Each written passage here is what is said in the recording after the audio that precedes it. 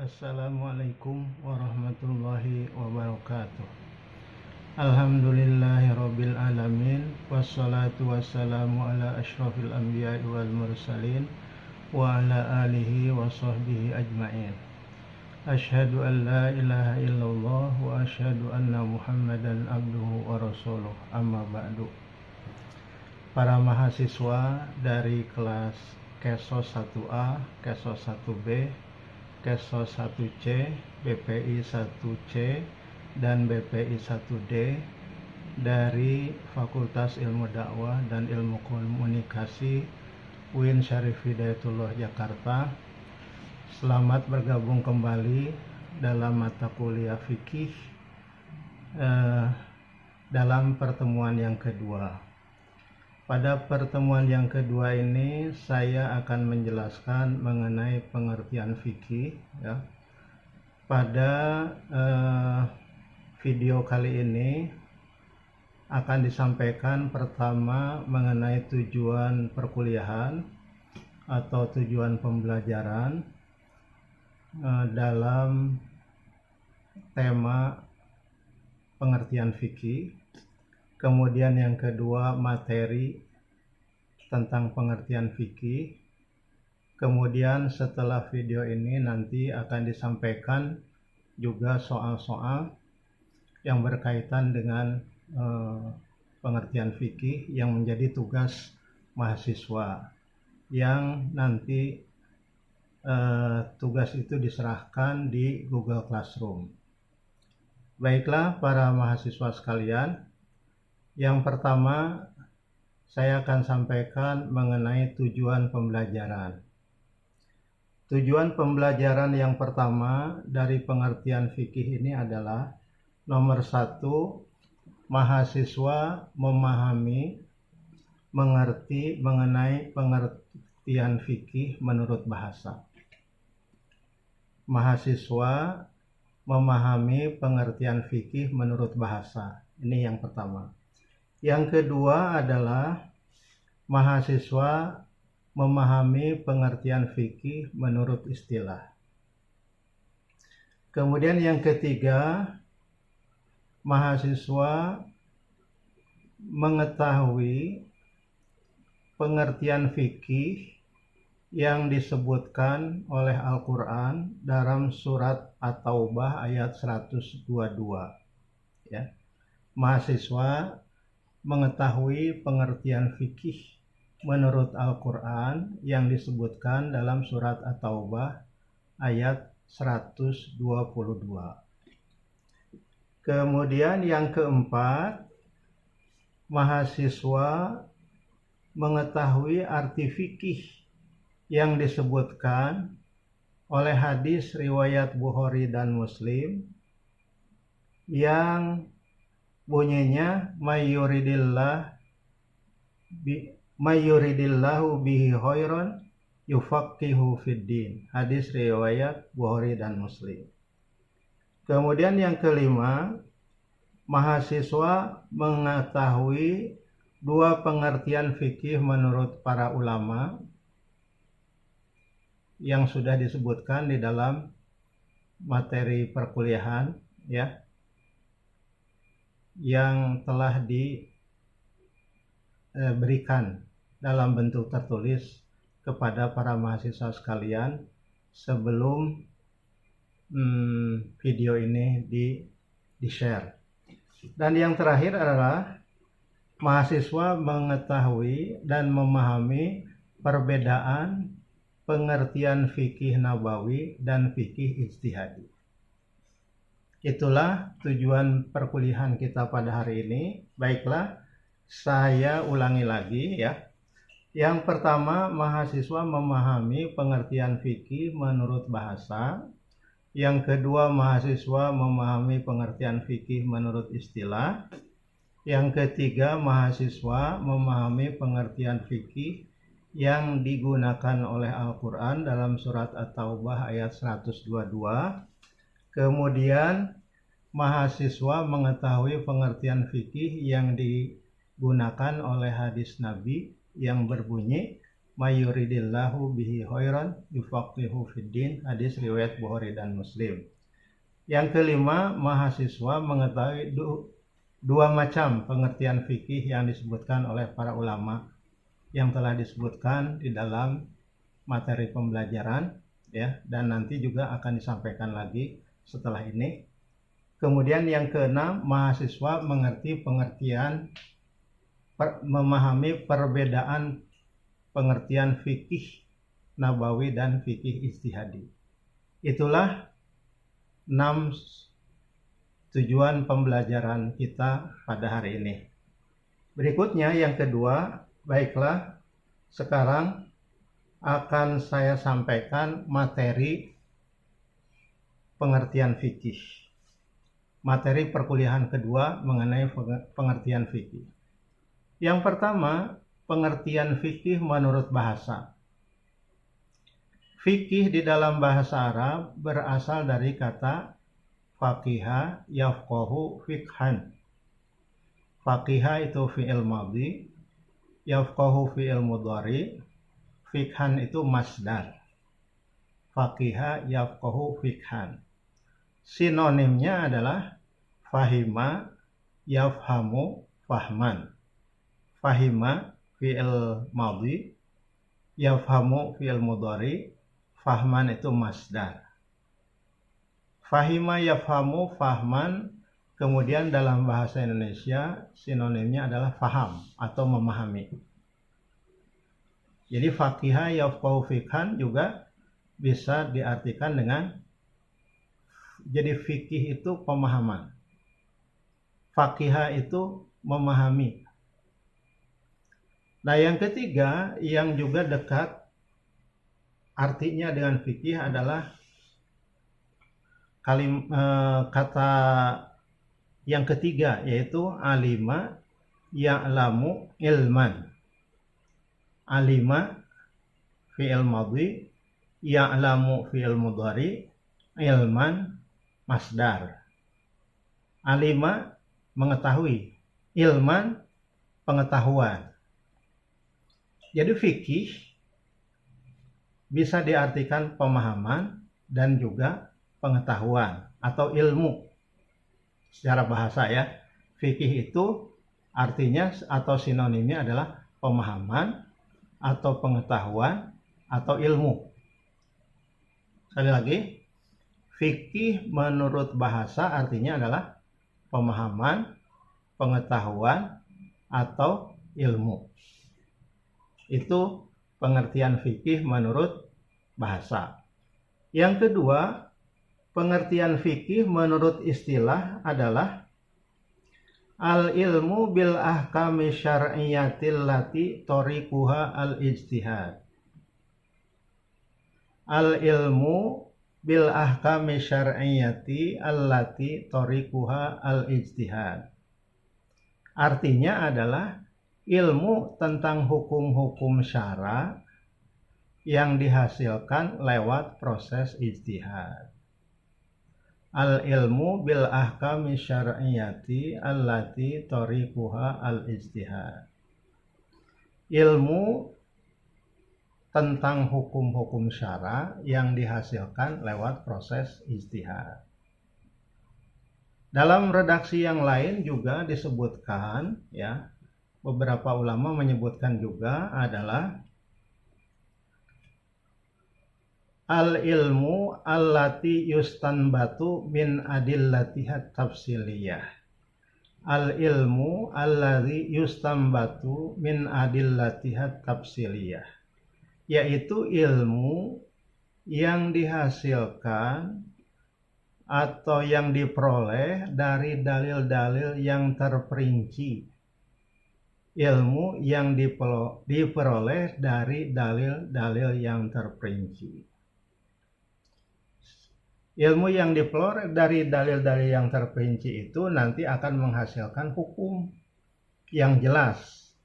Kalau ilmu yang diperoleh dari dalil umum itu masih menghasilkan ketentuan-ketentuan umum, kaidah-kaidah umum, belum menghasilkan hukum-hukum yang spesifik.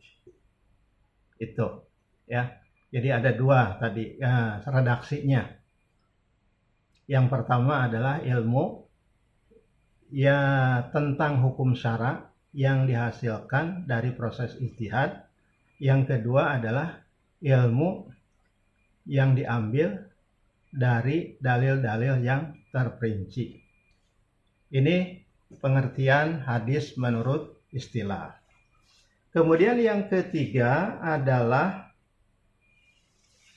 pengertian fikih yang disebutkan dalam Al-Quran, yaitu dalam surat At-Taubah ayat 122 ya. Surat At-Taubah ayat 122 itu bunyinya adalah wa ma kanal mu'minuna liyamfiru kafatan falaula nafara min kulli firqatin minhum ta'ifatun liyatafaqahu fid-din wal yunziru qaumahum idza raja'u ilaihim la'allahum yahzarun. Yang artinya adalah tidaklah selayaknya kaum mukminun itu pergi ke medan tempur semuanya, maka hendaklah ada sebahagian dari mereka untuk memperdalam agama.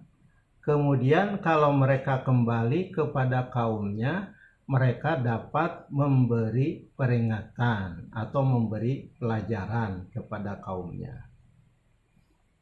Jadi pengertian fikih dalam ayat ini tadi disebutkan dalam fi'il mudhari ya, liyatafaqahu. Liyatafaqahu itu tadi diterjemahkan untuk memperdalam ilmu agama. Memperdalam ilmu agama itu adalah caranya dengan belajar tentu ya. Dengan belajar. Jadi di sini berarti fikih itu adalah artinya juga pengetahuan atau ilmu tentang agama. Jadi fikih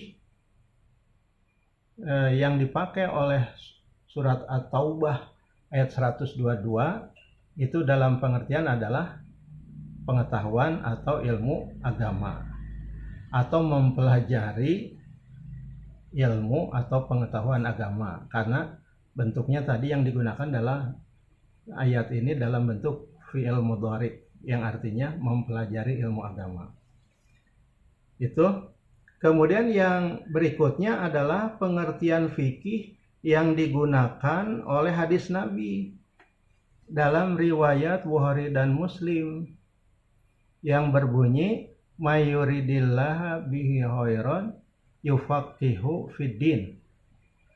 Apabila Allah menginginkan seorang itu menjadi orang baik, maka Allah akan menjadikan orang itu paham agama. Di sini dalam hadis ini fikih digunakan dalam bentuk fi'il mudhari, yufaqihu fiddin, yaitu artinya memahami agama. Orang bila Allah menginginkan orang menjadi orang baik, maka Allah akan memberikan pemahaman tentang agama. Jadi fikih di sini pemahaman.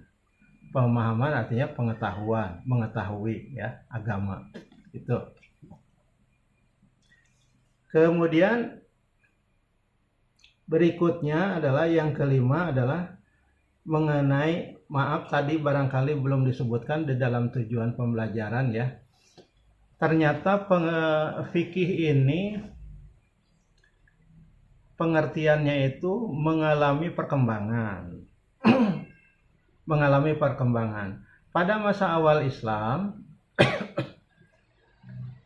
pengertian fikih itu seperti yang disebutkan di dalam Al-Quran dan hadis tadi, yaitu yang disebut fikih itu ilmu agama.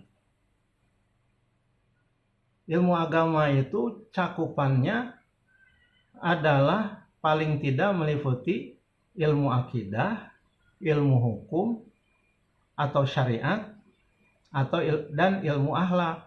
Ilmu akidah, ilmu syariat, ilmu akhlak.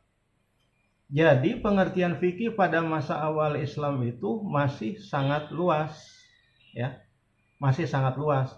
Karena fikih pada masa awal Islam itu meliputi ilmu pengetahuan tentang akidah, tentang syariah, dan tentang akhlak.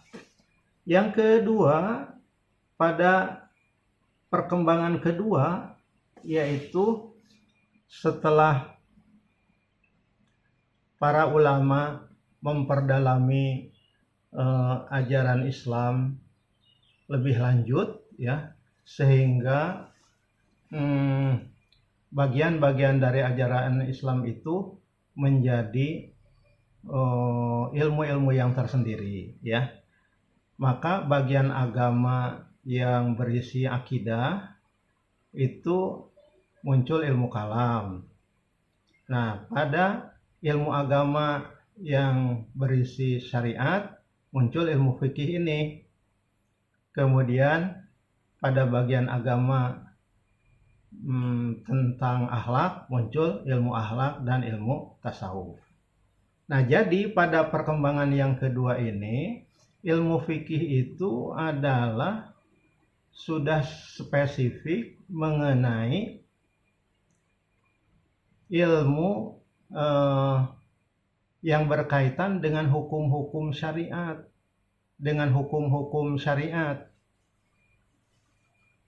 Artinya hanya merupakan bagian dari nomor 2 saja. Kan nomor 1 tadi ilmu tentang akidah, ya. Yang kedua ilmu tentang syariat. Yang ketiga tentang ilmu akhlak. Nah, sekarang pada perkembangan yang kedua, ilmu fikih itu hanya ilmu yang berkaitan dengan syariat saja, tentang hukum-hukum saja. Tidak termasuk akidah dan akhlak, ya. Berbeda dengan masa awal Islam. Kemudian pada perkembangan berikutnya adalah ilmu fikih itu merupakan ilmu yang dihasilkan melalui proses ijtihad saja. Jadi hukum fikih itu ada 2 sebetulnya. Yang pertama ada hukum fikih yang bisa diperoleh lewat dalil-dalil yang memang sudah jelas di dalam Al-Quran ataupun hadis. Dalil-dalil yang sudah jelas itu akan menghasilkan hukum secara langsung tanpa proses ijtihad lagi. Misalnya, dalil yang memerintahkan sholat akan diketahui secara otomatis oleh kita bahwa sholat itu wajib. Dalil yang memerintahkan zakat akan diketahui oleh kita bahwa hukum zakat itu wajib. Dalil yang memerintahkan puasa Ramadan diketahui oleh kita hukum puasa Ramadan itu wajib. Dalil yang memerintahkan haji diketahui oleh kita bahwa melaksanakan ibadah haji itu wajib 1 kali di dalam seumur hidup. Itu namanya fikih yang digali dari dalilnya secara langsung tanpa proses ijtihad. Tapi ada yang kedua adalah fikih ijtihadi. Fikih ijtihadi itu adalah fikih yang atau hukum yang diperoleh melalui proses ijtihad, ya.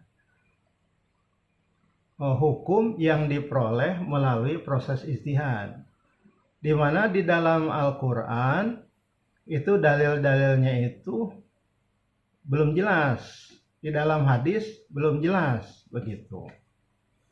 Nah, fikih ijtihadi ini sebetulnya ada di dalam berbagai permasalahan fikih. Misalnya, yang paling mudah, ya, mengenai niat sholat. Dalilnya itu innamal a'malu binniyat wa innama likulli imri'in ma nawa. Ada dalil tentang niat.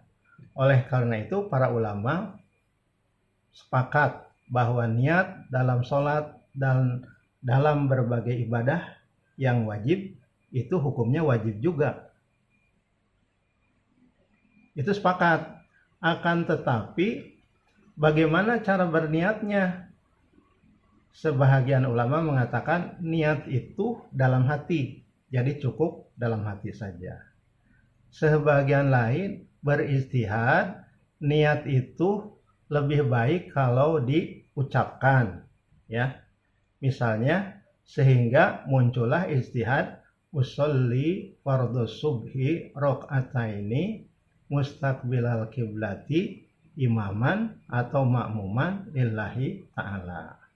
Itu di situ ada yang merupakan bagian dari apa namanya tadi, ada yang berasal dari dalil yang langsung dan ada yang berasal dari ijtihad. Contoh yang kedua misalnya tentang membaca bismillah. Para ulama sepakat bahwa setiap kali kita melakukan perbuatan yang baik, itu disunatkan membaca bismillah. Membaca bismillah itu sunat, baik. Setiap kali kita melakukan perbuatan yang baik. Sepakat itu. Akan tetapi kemudian muncul hadis misalnya bahwa Nabi Muhammad tidak membaca bismillah di awal Al-Fatihah dan di awal surat di dalam salat itu. Sehingga menurut sebahagian ulama bahwa tidak usah membaca Al-Fatihah atau membaca bismillah di awal surat dan di awal Al-Fatihah kalau di dalam salat. Walaupun dalil umumnya itu membaca bismillah itu adalah hukumnya sunnah. Jadi di situ kemudian timbullah ada permasalahan ijtihad. Permasalahan ijtihadnya itu yang pertama adalah sebahagian ulama tetap bahwa membaca bismillah sebelum Al-Fatihah dan sebelum surat di dalam salat adalah sunat seperti dalam mazhab Syafi'i. Kemudian di dalam mazhab Hambali di dalam salat tidak usah membaca bismillah sebelum Al-Fatihah atau sebelum surat, ya. Kemudian dalam mazhab Maliki bismillah tetap dibaca tapi dengan sir sebelum Al-Fatihah dan sebelum surat. Nah, itu ijtihadinya. Komponen ijtihadinya itu di situ.